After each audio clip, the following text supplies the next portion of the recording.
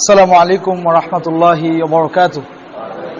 الحمد لله وحده والصلاة والسلام على من لا نبي بعده. أما بعد فإن خير الحديث كتاب الله وخير الهدي هدي محمد صلى الله عليه وسلم وشر الأمور محدثاتها وكل محدثة بدعة وكل بدعة ضلالة وكل ضلالة في النار. প্রিয় ভাইরা, আজকে আমাদের খুব সংক্ষিপ্ত সময়ে আমাদের প্রশ্নোত্তর অনেক প্রশ্ন আছে, শেষ করতে হবে। তো আমি ভূমিকাতে না গিয়ে প্রশ্নে আমরা চলে যাচ্ছি। আমাদের কাছে ধারাবাহিকভাবে ইনশাল্লাহ আমরা চেষ্টা করব সকল প্রশ্নের উত্তর দিতে। শুরুতে একটি প্রশ্ন আছে, এক ভাই প্রশ্ন করেছেন যে আমাদের দেশে যে প্রচলিত যে ব্যাংক আছে, এই সুদী ব্যাংকে চাকরি করার ব্যাপারে ইসলামের মূলনীতি কি? জি, সুন্দর প্রশ্ন করেছেন।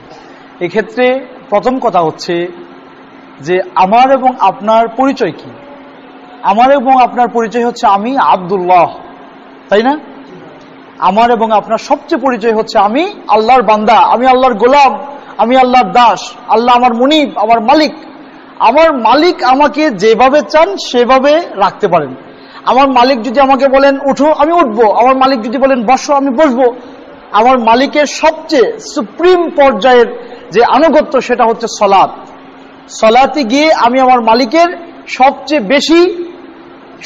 বেশি ইবাদত আমি প্রদর্শন করি সলাতে। একবার দাঁড়াচ্ছি, একবার বসছি, একবার উঠছি, বারবার। এই যে আমার এখানে কোনো শক্তি নাই, আমার এখানে কোনো স্বাধীনতা নাই।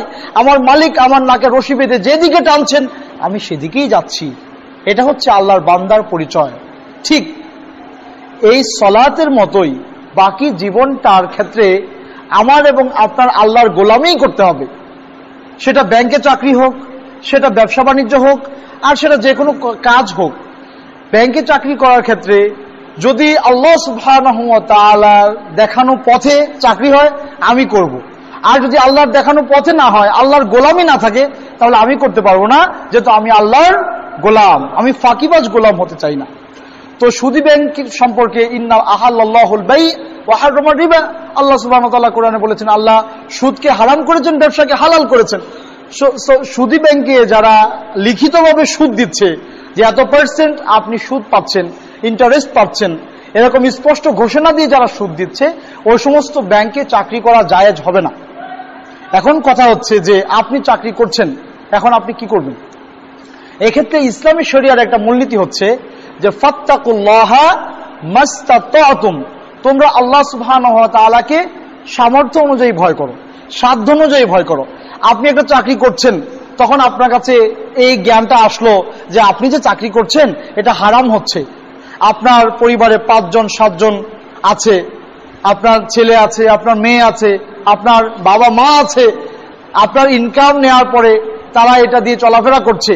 এক্ষেত্রে আপনি কি আজকেই চাকরিটা ছেড়ে দিবেন? ইসলাম কি বলে? ইসলাম আপনার উপর কোনো কিছু লা ইউকাল্লিফুল্লাহু নাফসান ইল্লা উসআহা, বান্দার কষ্ট হবে এমন কোনো বিষয় আল্লাহ তার উপর চাপিয়ে দেন না।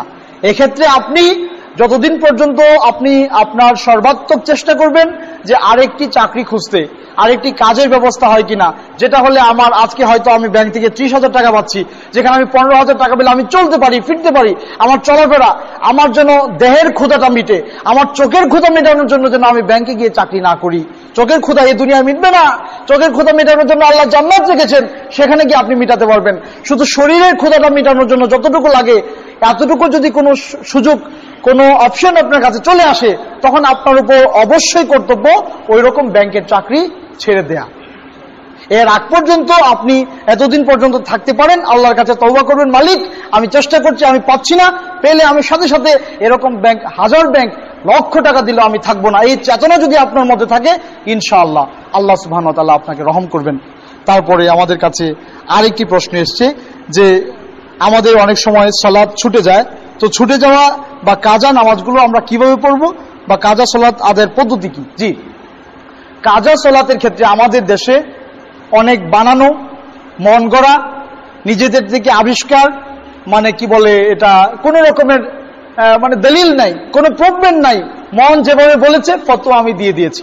আমি ফতোয়া দিব কোরআন থেকে, অথবা আমি ফতোয়া দিব সহিহ হাদিস থেকে। কোরআনে যদি না থাকে, সহিহ হাদিসে না থাকে, সেটা যত বড় মনীষী হোক আমি সেটা নিতে পারবো না। আপনারা পারবেন না? আর কোরআনের সাথে যদি মিলে যায়, সেটা রবি ঠাকুর বলেছেন, সমস্যা নাই। সেটা সক্রেটিস বলেছেন, সমস্যা নাই। কোরআনের সাথে মিললে আমি নিতে পারি, কোরআনের সাথে মিললে আমি নিতে পারি। যাই হোক, তো এই যে কাজা সলাতের যে পদ্ধতি, সেটা সহিহ হাদিস অনুযায়ী আমরা জানবো আজকে ইনশাআল্লাহ। আল্লাহ রাসূল বলেছেন, মান নামা আন সলাতিহি আও নাসিয়া, যে ব্যক্তি তার সলাত থেকে ঘুমিয়ে গেল, সলাতের কথা ঘুমিয়েছিল, সলাতের সময় চলে গিয়েছে, আও নাসিয়া, অথবা ভুলে গিয়েছে, বিলকুল খেয়াল নাই যে ও আসরের সলাত পড়ে নাই, মাগরিবের নামাজে দাঁড়াবে, এমন সময় মনে হচ্ছে আসরই তো পড়ি নাই, এরকম হয়, এরকম হতে পারে। এই দুই ক্ষেত্রে ওই ব্যক্তি ফাল ইউসাল্লিহা ইযা যাকারাহা, যখন তার স্মরণ হবে তখনই তার ওই সলাতের ওয়াক্ত। আপনি ঘুম থেকে আপনি অ্যালার্ম দিয়েছেন মোবাইলে 5:10 এখন ধরেন আপনার ফজরের জামাত আমাদের দেশে পড়ছে, আর আগেই পড়া উচিত, তো 5:10 পড়ছি আমরা। যাই হোক, আপনি 5টা অ্যালার্ম দিয়ে রেখেছেন, কিন্তু দেখা গেল যে আপনি অ্যালার্ম কখন বাজলো আপনি জানেন না, উঠে দেখেন যে 6:30 বাজে।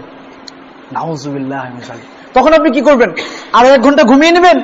না, তখন যখন উঠে গেছেন তখন এই চিন্তা করবেন না যে সূর্য তো উঠে গিয়েছে, আরো 1 ঘন্টা ঘুমিয়ে নেই, তারপর উঠে কাজা পড়বো না, এই কাজা হবে না। যখন ঘুম ভাঙলো, আপনার খেয়াল আসলো, আপনার আকল আসলো, হ্যাঁ আমি ঘুম থেকে জেগেছি, তখনই আপনার শীত হোক গরম হোক যাই হোক, আপনার প্রবৃত্তিকে আপনি পেছনে ফেলে দিয়ে উঠে গিয়ে ওযু করে 2 রাকাত সুন্নাহ আর 2 রাকাত ফরজ আপনি আদায় করতে পারেন, এটা আপনার কমপ্লিট নামাজ আদায় হয়ে যাবে। আবার আপনি যদি টোটালি ভুলে যান, খেয়াল নাই, আসরের সলাতে গিয়ে দাঁড়িয়েছেন, মনে হলো জোহরই তো পড়ি নাই, তখন আপনি জোহরের সলাত পড়ে নেবেন, ওইটাই আপনার ওয়াক্ত। এই দুই অবস্থা ছাড়া ইচ্ছাকৃতভাবে যদি আপনি কোন সলাত ছেড়ে দেন, ইচ্ছাকৃতভাবে ছেড়ে দিয়েছেন, কোনো কাজ ছিল না, স্বেচ্ছায় অবহেলা করে, ওই ব্যক্তির এই সলাতের আর কোনো কাজা আছে এর পক্ষে কোনো দলিল আমি খুঁজে পাই না। এই যে আপনার একসাথে এত ওয়াক্ত কাজা, এই উমরি কাজা, এই কাজা সেই কাজা বলে যত কাজার পদ্ধতি আছে, এই কাজার কোনো পদ্ধতি আমরা সহিহ হাদিসে খুঁজে পাই না। যদি পাই আমরা আমল করব, কিন্তু না পেলে আমরা কিভাবে? নিজেদের থেকে তো ইবাদত করা যায় না ভাই, নিজের থেকে ইবাদত হয় না, সব হয়, নিজের থেকে ইবাদত হয় না। ইবাদতটা আল্লাহ রাসূল যেভাবে দেখিয়ে গিয়েছেন এইভাবেই হতে হবে। আল আসলু ফিল ইবাদাতি আল মানউ, ইবাদতের ক্ষেত্রে মূলনীতি হচ্ছে করা যাবে না যতক্ষণ না পর্যন্ত আমি না পাবো আল্লাহ রাসূল করেছেন। তো রাসূলের যুগে এই সিস্টেম, সাহাবায়ে কেরাম একদম নামাজ ছেড়ে দিতেন, আর মানে 1 দিন 2 দিন 5 দিন 7 দিন সারা জীবন সালাত পড়েন নাই, এরকম কোন সাহাবী কেউ আমল করেন নাই। ওনাদের আমল এরকম ছিল না। আমার এবং আপনার যদি হয়ে থাকে, আল্লাহর কাছে তওবা করতে হবে, বেশি বেশি নফল ইবাদত করতে হবে, দান সদকা করতে হবে, যাতে করে এই যে আমার ল্যাকিংস হলো এটা যেন মানে পূরণ হয়। যেহেতু আল্লাহ রাসূল বলেছেন, আউয়ালু মা ইউহাসাবু বিহি ইয়াউমাল কিয়ামা as-সালাহ, কিয়ামতের দিন আল্লাহ সুবহানাহু ওয়া তাআলা সর্বপ্রথম সালাতের হিসাব নেবেন। যখন তার ফরজের মধ্যে ঘাটতি থাকবে, তখন আল্লাহ সুবহানাহু ওয়া তাআলা বলবেন ফালইয়ানজুর ইলা তাতাওয়ু, দেখো তো তার নফলে কি কি আছে, তখন সেখান থেকে এনে এটাকে কি বলে পূরণ করবেন। এই জন্য আপনি বেশি বেশি নফল সালাত পড়তে পারেন। এছাড়া অন্য কোন উমরি কাজা, এই কাজা সেই কাজা নিয়ে যে কাজার পদ্ধতি আছে, এগুলো সহিহ হাদিসে আমরা পাই না খুঁজে। যারা বলেন তাদের কাছে শক্ত দলিল চাবেন, যদি দলিল দিতে না পারে বলে দিবেন কেন আপনি আমাদেরকে গোমরাহের দিকে নিয়ে যাচ্ছেন। ফামাযা বা'দাল হাক্কি ইল্লা দালাল, হকের পর গোমরাহি ছাড়া আর কিচ্ছু নাই। সরলঙ্কের রেজাল্ট এক হবে, একরকম হবে, 10 রকম হবে না। নাউজুবিল্লাহ, আল্লাহ আমাদেরকে রহম করুন, আমিন। তারপরে আমাদের কাছে আরেকটি প্রশ্ন এসেছে, আমার এক ভাই করেছেন যে ওযু করার সঠিক পদ্ধতি কি? জি, সুন্দর বলেছেন, ওযু করার সঠিক পদ্ধতি, ওযুর পদ্ধতি আছে আলহামদুলিল্লাহ। তবে একটা হাদিস আমি বলবো, সময় যেহেতু সংক্ষিপ্ত। ওসমান রাদিয়াল্লাহু তাআলা আনহুর একজন দাসকৃত দাস ছিলেন, আজাদকৃত দাস ছিলেন, আন্না হুমরান মাওলা ওসমান রাদিয়াল্লাহু তাআলা আনহু কল, যে হুমরান ছিলেন ওসমান রাদিয়াল্লাহু তাআলা আনহুর আজাদকৃত দাস। তিনি বলছেন যে ওসমান রাদিয়াল্লাহু তাআলা আনহু আমাকে একদিন আদেশ করলেন আমি যেন একটা পাত্র নিয়ে আসি। তারপর আমি তার কাছে পাত্র নিয়ে আসলাম। তারপরে ফাআদখালা ইয়ামিনুহু ফিল ইনা, তিনি তার ডান হাতটাকে এই পাত্রের মধ্যে ঢুকালেন। তারপরে ফামাদমাদা ফাগসালা কাফাইহি, তিনি তার এই 2টা হাতের কবজি ধুলেন। তারপরে ওয়ামাদমাদা, কুলি করলেন, ওয়াস্তানশাকা, নাকে পানি দিলেন। তারপরে তিনি কি করলেন যে ওখান থেকে পানি নিলেন, পানি নিয়ে তিনি তার মুখটাকে 3 বার ধুলেন, মুখটাকে ফাফরগা, তিনি পানিটা ঢাললেন তার হাতে, তারপর তিনি তার মুখমণ্ডলটাকে 3 বার ধুলেন, সবটা মুখ। তারপর তিনি কি করলেন, 2 হাত, ওয়াগাসালা ইয়াদাইহি, তিনি তার 2টা হাত ধুলেন একদম আপনার সহ, কি বলে এটাকে, কুনুই সহ। তারপর তিনি আপনার পানি নিলেন, পানি নিয়ে মাথাকে মাসিহ করলেন। আবু দাউদ এবং তিরমিজিতে যে হাদিসগুলো এসছে মাথা মাসের ক্ষেত্রে, যে আপনি হাতে পানি নিয়ে ঝেড়ে তারপর এইভাবে পেছনের দিকে নিবেন এবং পেছন থেকে সামনের দিকে আবার নিয়ে আসবেন। এই পদ্ধতিতে রাসূল ওযু করতেন। এভাবে এক মাথা মাসিহ করবেন, তারপর 2 পা টাকনু সহকারে আপনি ধৌত করবেন, আপনার ওযু ইনশাআল্লাহ হয়ে যাবে। জি, কাঁধ সালাতে ওযুতে কাঁধ মাসিহ করার পক্ষে কোনো দলিল নাই। ওযুতে যে রাসূলুল্লাহ কাঁধ মাসিহ করেছেন এটার পক্ষে কোনো দলিল আমরা পাই না। তো যেহেতু ইবাদত, আল্লাহ রাসূল কাঁধ মাসিহ করেছেন বলে পাই না, তো আমি নিজে থেকে বাড়িয়ে মানে অতিভক্তির তো দরকার নাই, অতিভক্তির দরকার নাই। আল্লাহ রাসূল করেন নাই, আমিও করব না। আল্লাহ রাসূল করেছেন, আমিও করব। যতটুকু করেছেন এতটুকু ভালো করে করলে আপনার ইচ্ছাটা কি, সওয়াব হওয়া, তাই না? তো আপনি সওয়াবটা পেলেই তো হলো। নিজে থেকে বাড়িয়ে করার কোনো দরকার, গাড় মাসিহ করা, গর্দান মাসিহ করা যে পদ্ধতি আমাদের কিতাবপত্রে লেখে, এটার সবকে কোনো দলিল আমি খুঁজে পাই না। আছে কিনা আমি জানি না। জি, কান মাসিহ করা আছে, কান এবং কানের 2 পাশ মাসিহ করার ব্যাপারে হাদিসে আছে। জি, তারপরে আমাদের কাছে আরেকটি প্রশ্ন এসছে। জি, একসাথে যদি কেউ 3 তালাক দিয়ে দেয় তাহলে তালাক কি 3 তালাক হয়ে যাবে? জি, গুরুত্বপূর্ণ একটা মাসালা, খুব গুরুত্বপূর্ণ। তালাকের মাসালাটা খুব ইম্পর্টেন্ট। এটা মানুষের জীবনের সাথে সম্পৃক্ত একটা বিষয়। মানুষের কি বলে, এই দুনিয়ার জীবনটাই তো তার স্ত্রীর সাথে হয়, সেটা সুখের হয় আর নয় সবচেয়ে দুঃখের হয়। আপনি যতই সুখে থাকেন, যদি স্ত্রীর কাছ থেকে আপনি কষ্ট পান, আপনার কাছে এই কষ্টটা অনেক সুই হয়ে ঢুকবে, কোরাল হয়ে বের হবে। খুব কষ্টের ব্যাপার, খুব সেন্সিটিভ ব্যাপার। জি, যাই হোক, তো একসাথে 3 তালাকের ব্যাপারে আমাদের অনেক লম্বা আলোচনা আছে। আমাদের মোহতারাম আসাদুল্লাহ গালিব সাহেব একটা বই লিখেছেন, তালাক ও তাহলিল এই নামে একটা বই আছে, আপনার যদি সুযোগ হয় সেটা পড়ে নেবেন। আমি সংক্ষিপ্তভাবে বলছি যে আত-তালাকু ফি আহদি রাসূলিল্লাহ সাল্লাল্লাহু আলাইহি ওয়াসাল্লাম ওয়া ফি আহদি আবি বকর ওয়া ফি আহদি ওমর মিন খিলালি সানাতাইন। আল্লাহ রাসূলের যুগে, আবু বকরের যুগে এবং উমর রাদিয়াল্লাহু তাআলা আনহুর 2 বছর পর্যন্ত 3 তালাক একসাথে যদি কেউ দিয়ে দিত সেটা 1 তালাক হিসেবে গণ্য হতো। তারপরে এসে ওই সময়ের পরিবেশ পরিস্থিতির উপর নির্ভর করে তখন উমর রাদিয়াল্লাহু তাআলা আনহু 3 তালাক যদি কেউ একসাথে দিয়ে দেয় তাহলে 3 তালাকই হয়ে যাবে, এরকম একটা সিস্টেম তিনি চালু করেছিলেন। এটা ইজতিহাদি একটা ব্যাপার, এটার পেছনে অনেক কথা আছে, আজকে সে লম্বা দিকে যাচ্ছি না। এই জন্যে ইমাম আবু হানিফা রহিমাহুল্লাহ তিনি যে মত পোষণ করেছেন, তিনি বলেছেন একসাথে যদি কেউ 3 তালাক দিয়ে দেয় তাহলে তালাক 3টাই হয়ে যাবে। এখানে তাকে আরেক জায়গায় বিয়ে দিয়ে ওই লোক যদি স্বেচ্ছা ছেড়ে দেয় তারপরে এনে তাকে রাখা যাবে, এছাড়া রাখার কোনো পদ্ধতি নাই।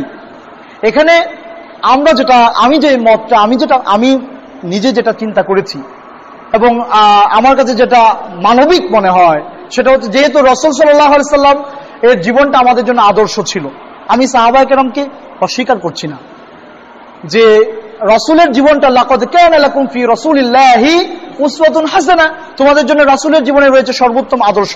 এবং আবু বকর তিনি একজন খলিফা ছিলেন, আল্লাহ রাসূলের যুগ, আবু বকরের যুগ এবং উমরের 2 বছর পর্যন্ত এই সিস্টেম চালু ছিল যে 3 তালাক সে যেভাবেই দেখ না কেন 1 তালাক হবে। এখন এই মাসালার ক্ষেত্রে আমার কাছে যেটা মনে হয় যে যদি মনে করেন এরকম হয়, তালাকটা আমাদের দেশে সচরাচর আপনার উইলিংলি তালাকটা খুব কম হয়। তালাক হয় কখন? স্বামী স্ত্রী ঝগড়া হচ্ছে হচ্ছে হচ্ছে হচ্ছে এক পর্যায়ে স্ত্রী খুব বেয়াদবি করে ফেলেছে, স্বামী বলল যাও তুমি তালাক তালাক তালাক দিয়ে দিল, শেষ। 1 ঘন্টা 2 ঘন্টা 3 ঘন্টা পরে ওর মনে হয় কি করলাম, 2টা সন্তান আছে, মার দিকে তাকিয়ে থাকে, আমার দিকে তাকিয়ে থাকে, কি করবে এখন, 2টা 4টা সন্তান 5টা সন্তান এরকম হয়েছে। আমার কাছে একদিন ইংল্যান্ড থেকে এক মহিলা ফোন দিয়েছেন, তার 4টা সন্তান, তার বয়স 40 হয়েছে, আমি বলেছি আপনি 40 বছরের জীবন তার সাথে পাস করেছেন। আস্তাগফিরুল্লাহ আল-আযীম, আজকে এই জীবন সায়ান হে, আর 60 বছর বাঁচলে আর কয় বছর বাঁচবেন, আপনি এখন এসে বউকে তালাক দিচ্ছেন। আস্তাগফিরুল্লাহ আল-আযীম। এই ঝগড়া লেগেছে, একসাথে 3 তালাক উনি দিয়ে দিলেন। এই অবস্থায় মাসলাহা, কল্যাণকামিতা, মনে করেন ইসলামের একটা চমৎকার মূলনীতি হচ্ছে যে মাসলাহার দিকে আপনার খেয়াল রাখতে হবে। মাসলাহার কারণে অনেক অবৈধ কাজও বৈধ হয়ে যায়। যেমন মেয়েদেরকে টাচ করা কি জায়েজ? নাউজুবিল্লাহ, হারাম। আপনি রাস্তা দিয়ে হাঁটছেন, পাশে একটা পুকুর আছে, একটা জোয়ান মেয়ে আপনার পানিতে পড়ে গেছে, আরো 2-4 জন লোক দেখছে, সবাই দেখতেছে মেয়েটা পানিতে, কেউ সাঁতার জানে না, আপনি জানেন। এখন আপনার উপর ওয়াজিব, আপনি ঝাঁপিয়ে পড়ে এই মেয়েটাকে কুলে করে উঠিয়ে নিয়ে আসবেন, এটা আপনার উপর ওয়াজিব। তাহলে একটা হারাম কাজ অবস্থার প্রেক্ষিতে ওয়াজিব হয়ে গেল। এখন এরকম যদি হয়, আপনার একজন ভদ্রলোক, তার 5টা সন্তান, ভুলে এই কাজটা করে ফেলেছে, এখন এসছে মাসালা চাওয়ার জন্য, ফতোয়া চাওয়ার জন্য। এখন হুজুর হচ্ছে হানাফি মাযহাবের লোক, উনি বলে দিলেন তালাক হয়ে গিয়েছে, যান। ভদ্রলোকের অবস্থাটা কি হবে বলেন তো? কি হবে? এখানে সুযোগ আছে। রসুলের যুগে এই পদ্ধতি ছিল, আবু বকরের যুগে এই পদ্ধতি ছিল। আপনি মাসলাহাটার দিকে খেয়াল রেখে বলেন না, তাকে একটু শাসিয়ে দেন, এই কাজ তুমি আর কোনোদিন করবে না, যাও তোমার 1 তালাক হয়েছে, তুমি আবার সংসার করো, সে কত খুশি হবে। আর পক্ষান্তরে আপনি যদি ফতোয়াটা এইভাবে দেন, আপনি মাযহাবকে কেন্দ্র করে যদি ফতোয়া দেন, তাহলে অবস্থাটা কি হবে বলেন?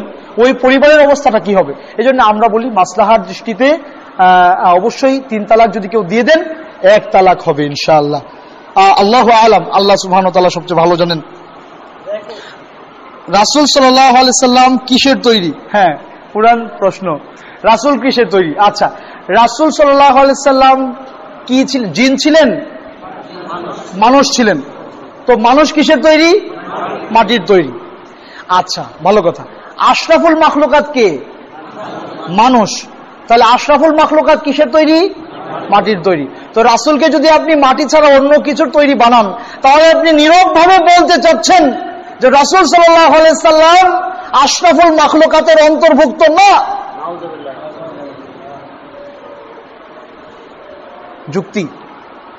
যৌক্তিক ব্যাখ্যা, আপনার বিবেককে জিজ্ঞেস করেন। যদি আপনি বলেন রাসূলুল্লাহ মাটির তৈরি না সাল্লাল্লাহু আলাইহি ওয়াসাল্লাম, তাহলে আপনি তাকে আশরাফুল মাখলুকাত হিসেবে স্বীকার করছেন না। অথচ যার চরিত্রের ব্যাপারে আয়েশা রাদিয়াল্লাহু তাআলা আনহা বলেছেন কানা খুলুকুল কোরআন, তার পুরো চরিত্রটাই হচ্ছে কোরআন, চলন্ত বিজ্ঞাপন, তাকে আপনি আশরাফুল মাখলুকাত থেকে বের করে দিলেন। আপনি অনেক বড় বেয়াদব, আপনার বেয়াদবের মাত্রা ছাড়িয়ে গিয়েছে। অজ্ঞ, জাহেল, তাদের কোনো জ্ঞান নেই দিনের সম্পর্কে।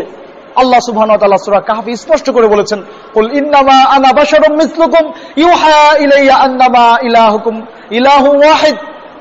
আপনি বলুন হে রাসূল, ইন্নামা আনা বাশারুম মিসলুকুম, আমি তো তোমাদের মতোই একজন মানুষ, পার্থক্য হচ্ছে আমার কাছে ওয়াহি আসে, তোমাদের কাছে ওয়াহি আসে না। আরে ভাই, মানুষ তো, আল্লাহ রাসূলও মানুষ, আমিও মানুষ, দুইটা মানুষ হলেই কি সবাই সমান হয়? হ্যাঁ, আপনি 1000 টাকা দিয়ে একটা মোবাইল কিনলেন, আবার 50,000 টাকা দিয়ে একটা আইপ্যাড কিনলেন, দুইটার কাজ কি সমান? হ্যাঁ, দুইটার সার্ভিস কি সমান? দুইটার ভ্যালু কি সমান? কিন্তু নাম দুইটাই মোবাইল। রাসূল মানুষ, মাটির তৈরি, কিন্তু তার মর্যাদা, তার আভিজাত্য, তার সম্মান আল্লাহ সুবহানাহু ওয়া তাআলার কাছে কতটুকু, আর আমার এবং আপনার সম্মান কতটুকু, তার আমল। আয়েশা রাদিয়াল্লাহু তাআলা আনহা বলছেন, আল্লাহ রাসূল সালাত পড়তেন হাত্তা তাতাফাত্তারা কদমাহু, তার পাগুলো ফুলে যেত। আয়েশা জিজ্ঞেস করলেন, ইয়া রাসূলুল্লাহ, আপনি এত কষ্ট করছেন? ওয়াকাদ গফারাল্লাহু লাকা মা তাকদ্দামা মিন যামবিন ওয়া তাআখার, আল্লাহ সুবহানাহু ওয়া তাআলা আপনার আগে পরে সমস্ত গুনাহগুলো ক্ষমা করে দিয়েছেন, আপনি এত কষ্ট করছেন কেন? তখন আল্লাহ রাসূল বলেন, আফালা আকুনা আবদান শাকুরা, আমি কি আল্লাহ শুকরগুজারি বান্দা হব না? উনি কত বড় মানুষ ছিলেন। এখন আপনি যদি ওনাকে মানুষের লিস্ট থেকে বের করে দেন, আপনি অনেক বড় জুলম করলেন, আপনি জালেম, আপনি আল্লাহ রাসূলের সাথে বেয়াদবি করলেন। নাউযুবিল্লাহি মিন যালিক। আল্লাহ আমাদেরকে সঠিক সমঝ দান করুন, আমিন। আমাদের কাছে আরেকটি প্রশ্ন আছে, আরো অনেকগুলো প্রশ্ন আছে। জি, সুন্দর একটি প্রশ্ন করেছেন যে কয়েকদিন আগে আমাদের এখানে একজন হুজুর ওয়াজ করে গিয়েছেন, তিনি বলেছেন যে মারিয়াম নামে সকল মেয়েরা জান্নাতি। মারিয়াম নামে যত মেয়ে আছে সকল মেয়েরা জান্নাতি। নাউযুবিল্লাহ, বলেন নাউযুবিল্লাহ। রাসূলের বাবার নাম কি ছিল? আব্দুল।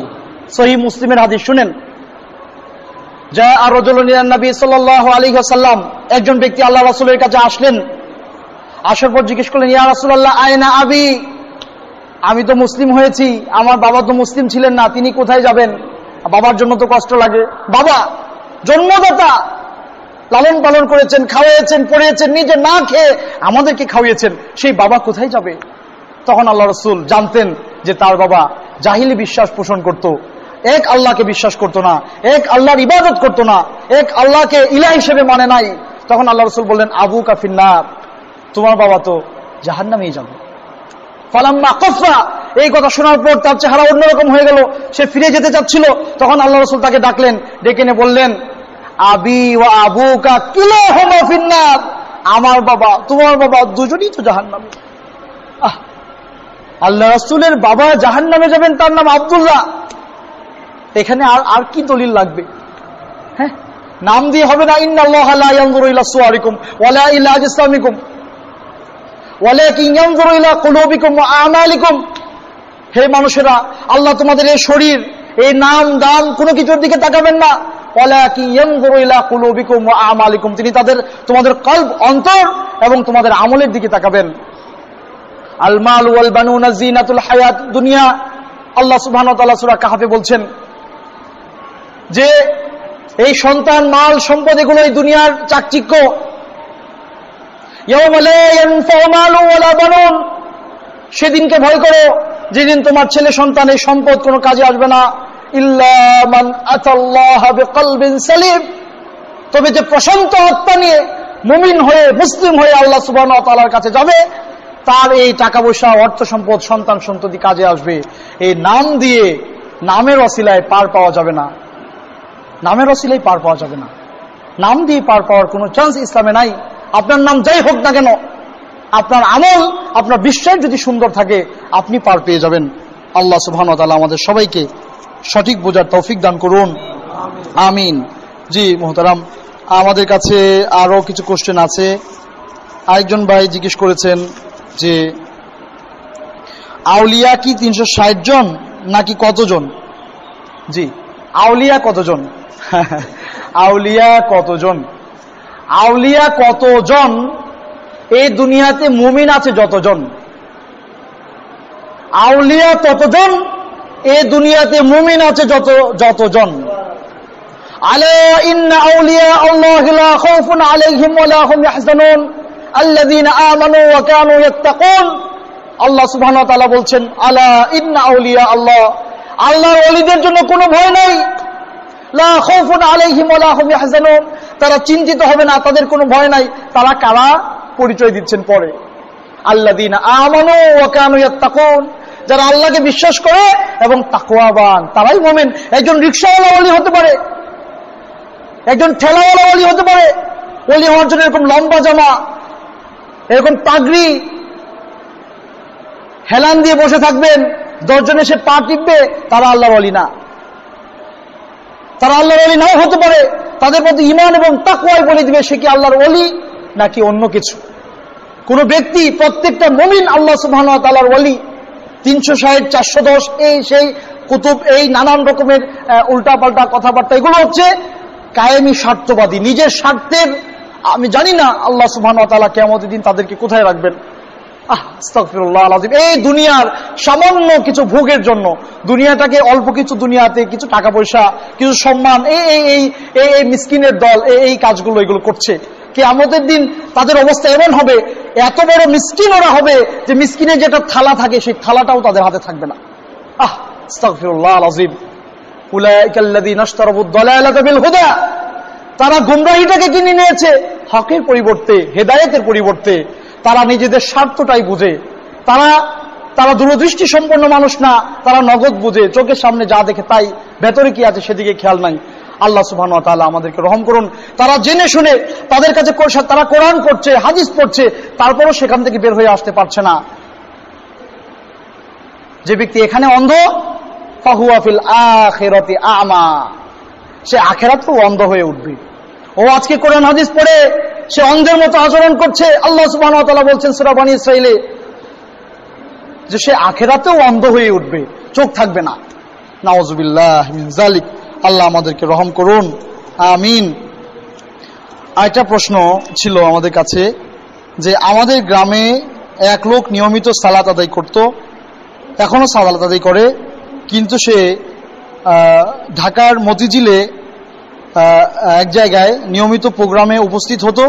সেখানে কিছুদিন যাওয়ার পর সে এসে আমাদেরকে বলে যে মানুষ ইবাদত করতে করতে যখন এমন একটা পর্যায়ে যাবে সেখানে গেলে তার আর আনুষ্ঠানিক ইবাদতের দরকার নাই। এই চিন্তা মানুষের কাছে তারা প্রচার করছে। একটা প্রশ্ন ছিল, এই যে একটা অবস্থা, সুন্দর একটা প্রশ্ন। এবং এই ভদ্রলোক যে এই বাণীগুলো প্রচার করছে, এটা শুধু ওনার গ্রামে না, সবখানে অনেক জায়গায় আছে। এটার পেছনে তাদের দলিলও আছে, তাদের মজার দলিল আছে। এর আগে একটা ছোট্ট একটা এক্সাম্পল বলে নেই। এক ভদ্রলোক মদ খায়, মদ সেবন করে, মাদক সেবন করে। সে ডাক্তারের কাছে গিয়েছে। যাওয়ার পর ডাক্তার তাকে বোঝাতে চাচ্ছেন যে এই মদটা যে কত ক্ষতিকর মানুষের শরীরের জন্য। তিনি একটা গ্লাসে মদ আর একটা গ্লাসে পানি নিয়ে আসছেন। তারপর তিনি দুইটা পোকা ধরে নিয়ে এসছেন, এনে একটা পানিতে ঢেলে দিয়েছেন আর একটা ঢেলে দিয়েছেন মদের গ্লাস। কিছুক্ষণ পর মদের গ্লাসে যে পোকাটা ছিল সেটা মারা গিয়েছে, আর পানিতে যেটা ছিল সেটা এখনো বেঁচে আছে। ডাক্তার জিজ্ঞেস করতেছেন, ডাক্তার বোঝাতে যাচ্ছেন যে দেখো মদটা তোমার জন্য এটা পোকাকেই শেষ করে দিচ্ছে, জীবন্ত পোকাটা শেষ, আর তুমি খাচ্ছ, তোমার ভেতরের অবস্থা কি হবে, কত সেন্সিটিভ জায়গা। সে বলছে, ডাক্তার জিজ্ঞেস করলো তুমি কি বুঝলা এটা থেকে? তখন সে উত্তর দিচ্ছে, দেখেন তার বুঝ, সে উত্তর দিচ্ছে হ্যাঁ ঠিকই তো আছে, এটা এমন, এটার পাওয়ার আছে, এখানে কোনো ভাইরাস টিকে না। তার মানে মদ যারা বেশি খায় তাদের রোগ শোগার হয় না। বুঝ। এখন এই চিন্তার মানুষেরাও এরকম বুঝ নিয়েছে। নাউযুবিল্লাহি মিন যালিক। এই চিন্তার বুঝ যদি কেউ নেয় তাদের ব্যাপারে আমরা আর কি বলবো বলেন? ও বুঝ কি বুঝ দিল? ও বুঝ নিয়েছে যে এটা এত শক্তিশালী, এটা যদি খাই আমি নিয়মিত তাহলে আমাকে রোগে শোকে ধরবে না, এটা পোকা মারা গেছে। সুবহানাল্লাহি ওয়া বিহামদি। এরকম বুঝ দিলে মুশকিল। তারা দলিল দিচ্ছে যে ওয়াবুদ রাব্বাকা হাত্তা ইয়াতিয়াকাল ইয়াকিন, তোমরা আল্লাহ সুবহানাহু ওয়া তাআলার ইবাদত করো, তুমি আল্লাহর ইবাদত করো যতক্ষণ না পর্যন্ত ইয়াকিন না আসে। ইয়াকিন মানে বিশ্বাস, যে বিশ্বাস চলে এসছে আমি আল্লাহর খুব কাছাকাছি চলে গিয়েছি, তখন আর ইবাদতের দরকার নাই। এটা আয়াতের অর্থটা উনি এভাবে করেছেন, ওই যে বুঝটা এইভাবে উনি নিয়েছেন। অথচ কোরআন বুঝতে হবে কিভাবে? রাসূলের জীবন দিয়ে কোরআন বুঝতে হবে। রাসূলুল্লাহ সাল্লাল্লাহু আলাইহি সাল্লাম দুনিয়া থেকে চলে যাওয়ার আগে হাঁটতে পারেন না, দুই সাহাবীর কাঁধে ভর করে তারপরে সে জামাতে সালাত পড়েছেন। উনি আধ্যাত্মিকতার শীর্ষে চলে যেতে পারেন নাই। আর তোমার এরকম মিসকিনের দল, জাহেলের দল, অজ্ঞ, এই শয়তানি যারা করছে, ওরা কি সুপ্রিম লেভেলে পৌঁছে গিয়েছে আধ্যাত্মিকতার। নাউযুবিল্লাহি মিন যালিক। এখানে মূলত এই যে দলিল দিচ্ছে, এই শব্দের ইয়াকিন শব্দের অর্থ হচ্ছে মৃত্যু। একটা শব্দের বিভিন্ন অর্থ হতে পারে। এটার প্রমাণ হচ্ছে কোরআনের আরেক আয়াত, যে হাত্তা আতানাল ইয়াকিন, যে কিয়ামতের দিন যখন আপনার জাহান্নামীরা, কিছু মুসলিম নামদারি মানুষ জাহান্নামে চলে যাবে, সাকর নামক জাহান্নামে, তাদেরকে জিজ্ঞেস করা হবে মা সালাকাকুম ফি সাকর, কিছু তোমাদেরকে জাহান্নামে নিয়ে আসলো? তারা বলবে লাম নাকু মিনাল মুসাল্লিন, আমরা মুসল্লি ছিলাম না, ওয়ালাম নাকু নুতআমুল মিসকিন, আমরা মিসকিনদেরকে খাবার দিতাম না। এভাবে বলতে বলতে এক পর্যায়ে বলবে হাত্তা আতানাল ইয়াকিন, এমন করতে করতে আমাদের ইয়াকিন চলে আসছে, মানে মৃত্যু চলে এসছে। তাহলে এখানে ইয়াকিন মানে মৃত্যু। মৃত্যুর আগ পর্যন্ত আল্লাহ সুবহানাহু ওয়া তাআলার ইবাদত আমাদের করা উচিত। আল্লাহ আমাদেরকে তৌফিক দান করুন, আমিন। আর এই সমস্ত কি বলে আপনার ভণ্ড লোকদের, ভণ্ড চিন্তার মানুষদের কথাবার্তা থেকে আল্লাহ আমাদেরকে হেফাজত করুন, আমিন। জি, খিজির আলাইহিস সালাম যদি গায়েব না জানতেন তাহলে মুসা আলাইহিস সালামের সাথে এই যে তিনটা বিষয়ে আলোচনা হয়েছে, এটা তিনি কিভাবে বলে দিলেন? জি, সুন্দর। যে আল্লাহ সুবহানাহু ওয়া তাআলা ছাড়া আর তো কেউ গায়েব জানেন না, এটা আমরা বিলিভ করি, বিশ্বাস করি। এখন খিদির কিভাবে জানলেন, এটার জবাব আল্লাহ সুবহানাহু ওয়া তাআলা সূরা জিনে দিয়েছেন। আলিমুল গায়বি ফালা ইযহিরু আলা গায়বিহি আহাদা ইল্লা মান ইরতাদা মির রাসূলিন ফাইন্নাহু ইয়াসলুকু মিন বাইনি ইয়াদাইহি ওয়া মিন খালফিহি রাসাদা। আল্লাহ বলছেন আলিমুল গায়ব, গায়েবের জ্ঞান, আলিমুল গায়বি ফালা ইযহিরু আলা গায়বি আহাদা, তিনি কাউকে এটা জানান না, ইল্লা মান ইরতাদা মির রাসূলিন, তবে তার বাণী বাহকদের মধ্যে থেকে কিছু লোককে তিনি যাদেরকে পছন্দ করেন অতটুকু তিনি তাদেরকে জানিয়ে দেন, তারা জানে। তাহলে জানিয়ে দেওয়ার পরে কি আর গায়েব থাকে? জানিয়ে দিয়েছেন। খিদিরকে আল্লাহ যতটুকু শিখিয়েছেন তিনি ততটুকুই জানতেন, এর বেশি তিনি জানতেন না। ঘটনা হচ্ছে মুসাকে আল্লাহ ওটা শিখান নাই, ওটা খিদিরকে শিখিয়েছেন। এই জন্য খিদির আলাইহিস সালাম এই ব্যাপারে জ্ঞান রাখতেন, মুসা জানতেন না, তারপর তিনি শিখে গিয়েছেন। যাই হোক, আরেকটা প্রশ্ন এসছে, এক ভাই প্রশ্ন করেছেন যে তাবলীগ জামাত সম্পর্কে আপনার অভিমত কি? জি, তাবলীগ জামাত সম্পর্কে আমার প্রথম কথা হচ্ছে যে বাংলাদেশে যে সমস্ত জামা বা গ্রুপ বা দল ইসলাম প্রচারের কাজে ব্যস্ত, নিজেদেরকে ব্যস্ত রাখছেন, তাদের মধ্যে তাবলীগ জামাত অন্যতম। তাবলীগ জামাতের ইখলাস অনেক বেশি। এটা অনেক কঠিন কাজ যে দীর্ঘদিন আমি আমার ছেলে সন্তান বউ সবাইকে রেখে একমাত্র আল্লাহ সুবহানাহু ওয়া তাআলার জন্য, আমাকে চালানা কেউ দেয় না, নিজের পয়সা খরচ করে আমাকে যেতে হয়, নিজের পয়সা খরচ করে যেতে হয়, চালানা পয়সা কিন্তু কেউ দিচ্ছে না। তো এই যে ইখলাস, আল্লাহ সুবহানাহু ওয়া তাআলার প্রতি ভালোবাসা, এটাকে অবশ্যই আমি সাধুবাদ জানাই। তবে এর পাশাপাশি আমাদের কিছু কথা আছে। আমাদের ওই ভাইদেরকে আমরা বলবো, আপনারা যে দাওয়াত দিচ্ছেন আলহামদুলিল্লাহ, মাবরুক, আপনাদেরকে ওয়েলকাম, আপনাদেরকে আহলান সাহলান, স্বাগতম জানাচ্ছি। আপনাদের এত বড় স্যাক্রিফাইসকে আমরা নিজেরাও আমরা ইন্সপিরেশন গ্রহণ করতে পারি, আপনারা যে স্যাক্রিফাইস করছেন। তবে এক্ষেত্রে দাওয়া প্রচারের ক্ষেত্রে অবশ্যই কোরআন এবং সুন্নাহর আলোকে হতে হবে। তাবলীগ জামাতের ভাইদের যে ফাজাইলে আমল যে কিতাব আছে, ফাজাইলে আমি সবগুলো কিতাবে আলহামদুলিল্লাহ মোটামুটি পড়ার চেষ্টা করেছি। এর মধ্যে ফাজাইলে হজ একটা কিতাব আছে, এখানে সব আজগুবি কথাবার্তা, বানানো কথা, স্বপ্নের কথা, নানান কথাবার্তা বলা হয়েছে এবং সব দাইফ, জাল, মওযু হাদিসগুলো সেখানে উল্লেখ করা হয়েছে। এই ব্যাপারগুলো আমরা গ্রহণ করতে পারি না। হ্যাঁ, আমরা সবসময় মনে রাখবেন যে তাবলীগ জামাতে কিছু কাজ অনেক ভালো, কিন্তু এই ব্যাপারগুলো আমরা পছন্দ করি না। তাছাড়া আরেকটা ব্যাপার আছে, ইসলাম একটি শামিল ধর্ম, কম্প্রিহেন্সিভ ধর্ম। ইসলাম একটা কম্প্রিহেন্সিভ ব্যাপার। এখানে জীবনের আমার 3.5 হাত শরীর, আমার 3.5 হাত শরীরের মধ্যে একটা চুল পরিমাণ জায়গা কি আল্লাহ ছাড়া অন্য কেউ সৃষ্টি করেছে?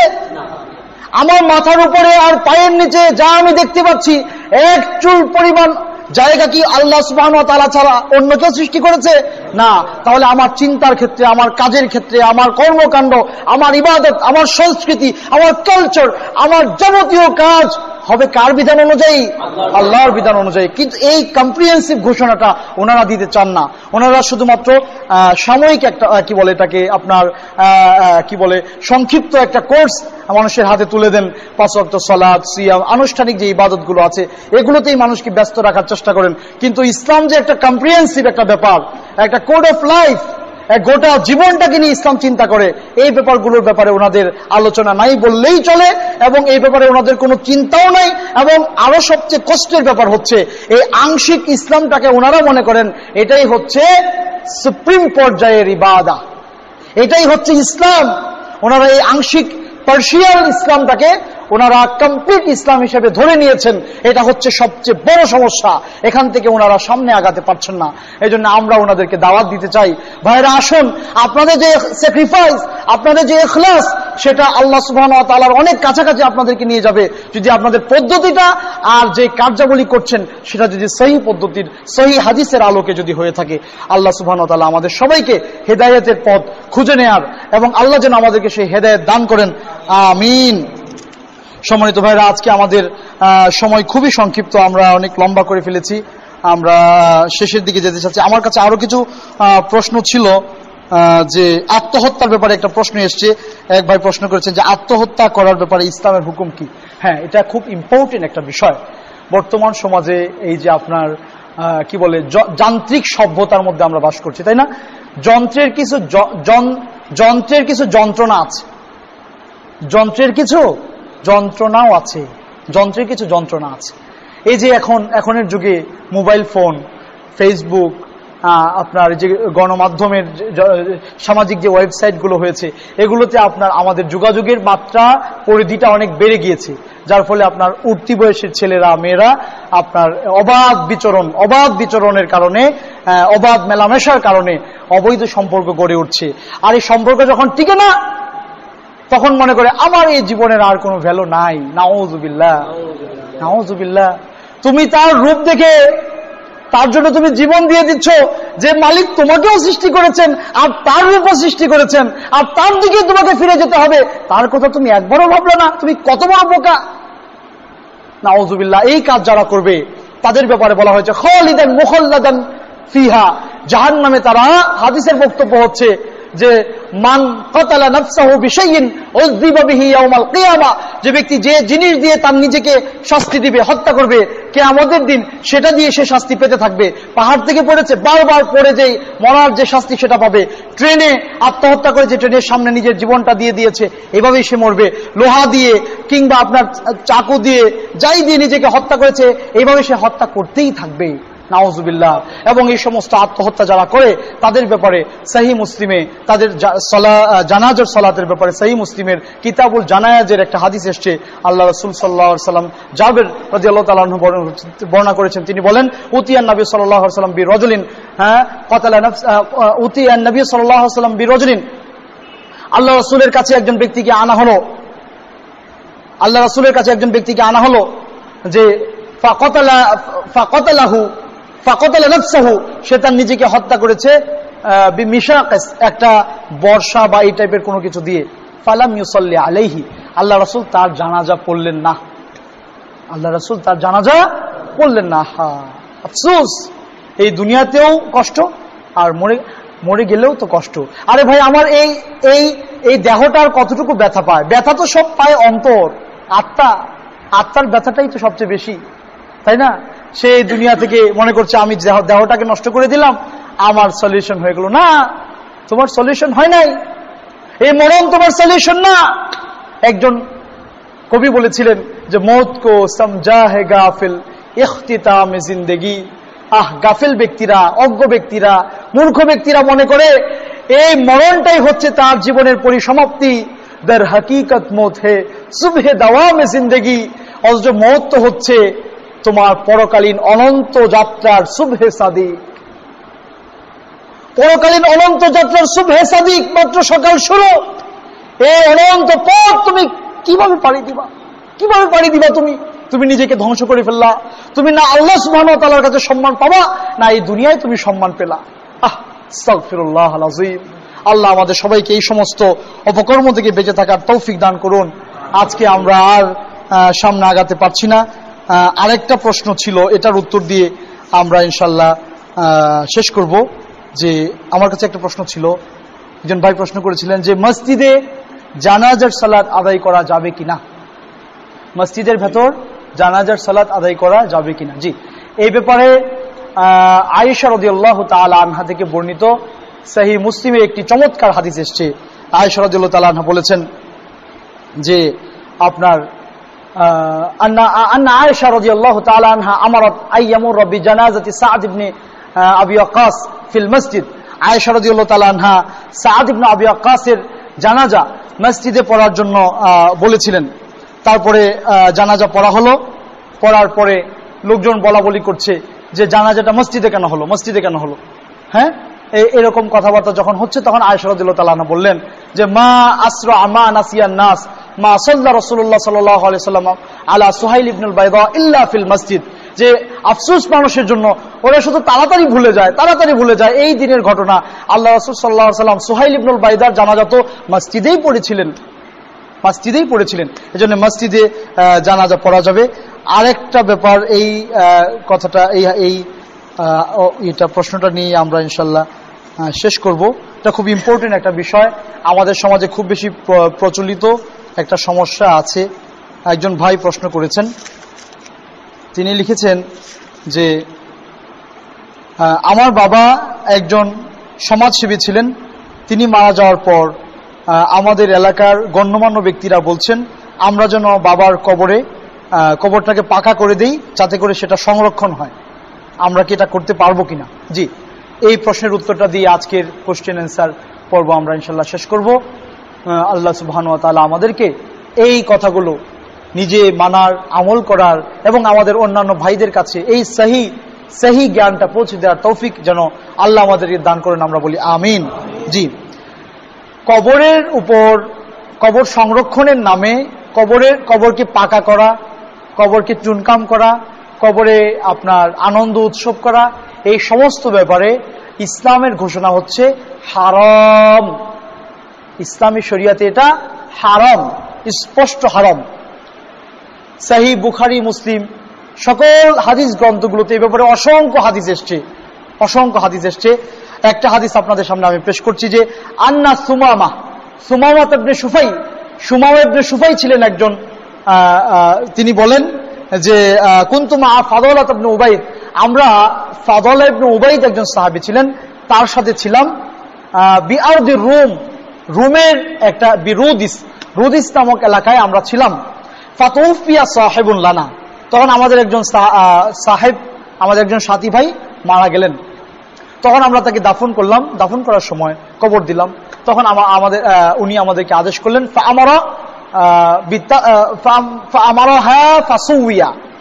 যে তিনি আদেশ করলেন যেন আমরা কবরটাকে সমান করে দিই, মাটির সাথে সমান করে দিই। তারপর তিনি বললেন সামিআতু রাসূলুল্লাহ সাল্লাল্লাহু আলাইহি সাল্লাম ইয়াকুলু, আমি আল্লাহ রাসূল সাল্লাল্লাহু আলাইহি সাল্লামকে বলতে শুনেছি, আমি আল্লাহ রাসূলকে বলতে শুনেছি যে ইয়ামুরু বিতাসবিয়াতিহা, কবরকে সমান করে দেওয়ার ঘোষণা, আদেশ আল্লাহ রাসূল করেছেন। এজন্য কবর সমান করে দিতে হবে, কবরকে সমান করে দিতে হবে। আর একটা ইম্পর্টেন্ট হাদিস আছে সহিহ মুসলিমে, একইভাবে কিতাবুল জানায়েজ এই হাদিসগুলোর উল্লেখ আছে যে আনাবিল হাইয়াজ, আবু হাইয়াজ আল আসাদি তিনি বলছেন যে আলী রাদিয়াল্লাহু তাআলা আনহু আমাকে বলেন আলা মা আবআসুকা আলা মা বাআসানি আলাইহি রাসূলুল্লাহ সাল্লাল্লাহু আলাইহি সাল্লাম, যে হে আবু হাইয়াজ, আমি কি তোমাকে ওই ব্যাপারে নির্দেশ দিয়ে পাঠাবো না যে ব্যাপারে নির্দেশ আল্লাহ রাসূল আমাকে দিয়েছেন? আলী রাদিয়াল্লাহু তাআলা আনহু বললেন লা তাদাউ তিমসালান ইল্লা তামাসতাহু ওয়ালা কবরান মুশরিফান ইল্লা সাওয়াইতাহু, তুমি যেখানেই কোনো মূর্তি দেখতে পাবে সেটাকে ভেঙে খান করে দিবে, আর যেখানেই তুমি কোনো উঁচু কবর পাবে সেটাকে তুমি সমান করে দিবে। সহিহ মুসলিমের হাদিস, সহিহ মুসলিমের হাদিস। আমার এবং আপনার চোখে সংরক্ষণ হতে পারে, কিন্তু রাসূলের চোখে তো সেটা সংরক্ষণ না। তাহলে আমি এবং আপনি যদি আল্লাহর গোলাম হয়ে থাকি, তাহলে রাসূলের কথা যদি না মানি, তাহলে কিয়ামতের দিন আপনি কার সামনে গিয়ে দাঁড়াবেন? কার সামনে গিয়ে দাঁড়াবেন? আপনার বাবা কার সামনে দাঁড়াবে? আল্লাহর সামনে। নিষেধ করা আছে যত রকমের এই যে আপনার বর্তমানে মূর্তি পূজা হচ্ছে, এই মূর্তি পূজা একদিনে হয় না, মূর্তি পূজা একদিনে চালু হয় নাই, অনেক লম্বা সময়ে আস্তে আস্তে আস্তে। আজকে কবর পাকা হবে, 2 দিন পরে আরেক জেনারেশন আসলে এটাকে একটু লাইটিং করা হবে, এরপর থেকে গান বাজানো হবে, তারপর এটা হয়ে যাবে মাজার জিয়ারতের জায়গা। নাউযুবিল্লাহি মিন যালিক, নাউযুবিল্লাহি মিন যালিক। জাবির রাদিয়াল্লাহু তাআলা আনহু বলছেন নাহা রাসূলুল্লাহ সাল্লাল্লাহু আলাইহি ওয়াসাল্লাম আন ইউজাসসাসাল কবর ওয়া আন ইউকআদা আলাইহি ওয়া আন ইউবনা আলাইহি, আল্লাহ রাসূল সাল্লাল্লাহু আলাইহি ওয়াসাল্লাম কবরকে চুনকাম করতে, পাকা করতে তারও নিষেধ করেছেন। লা তাজআলু কুবুরাকুম ঈদান, তোমরা তোমাদের কবরগুলোকে আনন্দ উৎসবের জায়গায় রূপান্তরিত করো না। এত ঘোষণার পরেও ওই সমস্ত ব্যক্তিরা যারা নফসের পূজা করছে, এই দুনিয়ার সামান্য ঠুনকো কিছু খাবারের জন্য যারা আল্লাহ সুবহানাহু ওয়া তাআলার দ্বীনকে বিকৃত করছে, তাদের ব্যাপারে কিয়ামতের দিন তারা রাসূলের শাফায়াত তো পাবেই না। তাদেরকে আল্লাহ রাসূল বলবেন সুহকান লিমান গায়্যারা বাদি, যারা আমি চলে যাওয়ার পর তোমরা দ্বীনকে বদলে দিয়েছিলে, তোমরা আজকে দূর হয়ে যাও। আস্তাগফিরুল্লাহল আযীম। এই সমস্ত মানুষরা নিজেদের স্বার্থ সিদ্ধি করার জন্য সারা জীবন খেটে যাচ্ছে। আস্তাগফিরুল্লাহল আযীম। 2-4টা কুকুর যেমন একটা হাত দিকে নিয়ে কামড়াকামড়ি করে, কে কার থেকে নিবে শেষ পর্যন্ত কেউ পায় না। হাড্ডির মধ্যে আছে কিছু, সে পাবে। এই মিসকিনের দলেরা এই দুনিয়ার সামান্য কিছু পয়সার জন্য, রুটি রোজগারের জন্য, একটু সম্মানের জন্য এই নানান রকমের এই সমস্ত বিদআত কার্যাবলী, শিরকি কার্যাবলী তারা চালু করেছে। আল্লাহ সুবহানাহু ওয়া তাআলা তাদেরকে হিদায়াতের পথে আনুন, আমরা দোয়া করি। আমরা দোয়া করি। আফসোসের বিষয় হচ্ছে, আফসোস লাগে তখন যখন আমাদের কিছু লেবাসদারি আলেম তাদেরকে সাপোর্ট করছে, তাদেরকে সময় দিয়ে যাচ্ছে, তাদের ব্যাপারে সাফাই গিয়ে যাচ্ছে, তাদেরকে সামনের দিকে এগিয়ে নিয়ে যাচ্ছে, টেলিভিশনে লম্বা লম্বা লেকচার দিচ্ছে।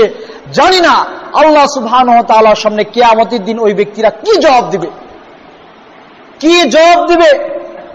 আস্তাগফিরুল্লাহল আযীম। আল্লাহ সুবহানাহু ওয়া তাআলা আমাদের সবাইকে হেদায়েতের পথে আসার তৌফিক দান করুন, আমিন। সম্মানিত ভাইরা, পবিত্র কোরআন এবং সহিহ সুন্নাহর আলোকে আসুন আমরা জীবন গড়ার চেষ্টা করি। কোরআন যা দিবে আমি নিয়ে নিব, কোরআন যা দিবে না আমি নিব না। হাদিস যা দিবে আমি নিয়ে নিব, হাদিস যা দিবে না আমি নিব না। আমাদের সবার উচিত একটু কষ্ট করে পড়াশোনা করে নিজের থেকে, আমরা এখন সবকিছু বাজারে অ্যাভেলেবল আছে, বাংলায় হয়েছে কিতাব, আপনি বাংলায় সহিহ বুখারী আছে, মুসলিম আছে, আপনি হুজুরের কাছে পড়ে যান, আগে নিজে পড়েন, পড়ে দেখবেন কি বলেছে, যেখানে ঠিকবেন সেটা গিয়ে জিজ্ঞেস করবেন। এটার মধ্যে একটা মজা আছে ভাই, অনেক মজা আছে। জেনে আমল করার মধ্যে যে কি মজা, ওটা আপনি না পড়াশোনা করলে বুঝবেন না, পানিতে না নামলে বুঝবেন না যে পানিতে নামার ঠান্ডা কতটুকু। বই পড়ে কি পানিতে নামার ঠান্ডা বোঝা যায়? হ্যাঁ, বই পড়ে বোঝা যায় না।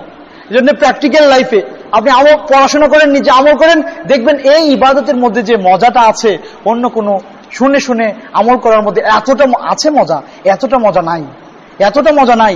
আমরা আলহামদুলিল্লাহ শুনে শুনে না, আমি নিজে আলহামদুলিল্লাহ লেখাপড়া করে আপনাদেরকে দু চারটা কথা বলার চেষ্টা করছি। গতানুগতিক কালচার আমি প্র্যাকটিস করি না, করতেও চাই না। আমাদের এই বাংলাদেশে, আমাদের নট অনলি বাংলাদেশ, আমাদের ইন্ডিয়ান সাবকন্টিনেন্টে যে সবচেয়ে বড় সমস্যা সেটা হচ্ছে আমরা কালচার প্র্যাকটিস করি, আমরা ইসলামের প্র্যাকটিস করি না। মনে রাখবেন সম্মানিত ভাইরা, একজন মানুষ ফজর পড়ে নাই, যোহর পড়ে নাই, আসর পড়ে নাই, মাগরিব পড়ে নাই, এশাও পড়ে নাই, 20 রাকাত তারাবি পড়েছে, সে কালচার প্র্যাকটিস করেছে, সে ইসলামের প্র্যাকটিস করে নাই। কোনদিন সে আল্লাহর রাস্তায় দান করে না, চালানো দেয় না, মিসকিনরা তার কাছ থেকে ফেরত আসে, 5 টাকা দান করে না, একজন মানুষকে দাওয়াত দিয়ে খাওয়ায় না। বাবা মারা গিয়েছে, 40-এর দিনে ডুল পিটিয়ে সবাইকে এনে খাওয়ায় দিল। এটা কালচার প্র্যাকটিস, এটা ইসলামের প্র্যাকটিস না, এটা ইসলামের প্র্যাকটিস না। পয়সা কোত্থেকে আসতেছে খবর নাই, সুদ খাচ্ছে, ঘুষ খাচ্ছে, যেভাবে মানুষকে ঠকাচ্ছে, ওজনে কম দিচ্ছে, মানুষকে লাঞ্ছিত করে অপমানিত করে পয়সা ইনকাম করে এনে 2 লাখ টাকা দিয়ে গরু কিনে এনে কোরবানি দিলেন। আপনি কালচার প্র্যাকটিস করেছেন, আপনি ইসলাম প্র্যাকটিস করেন নাই। কালচার প্র্যাকটিস আর ইসলাম প্র্যাকটিসের মধ্যে পার্থক্য আছে। অনেক লম্বা আলোচনা, সেদিকে আমরা যাচ্ছি না। আমরা সবাই আল্লাহ সুবহানাহু ওয়া তাআলার কাছে হেদায়েত পাওয়ার দোয়া করি। আল্লাহুম্মা ইহদিনাস সিরাতাল মুস্তাকিম, আমিন ইয়া রব। আজকে আমরা এখানেই শেষ করতে যাচ্ছি। সুবহানাকাল্লাহুম্মা ওয়া বিহামদিকা আশহাদু আল্লা ইলাহা ইল্লা আনতা আস্তাগফিরুকা ওয়া আতুবু ইলাইক। ওয়াসসালামু আলাইকুম ওয়া রাহমাতুল্লাহি ওয়া বারাকাতুহু।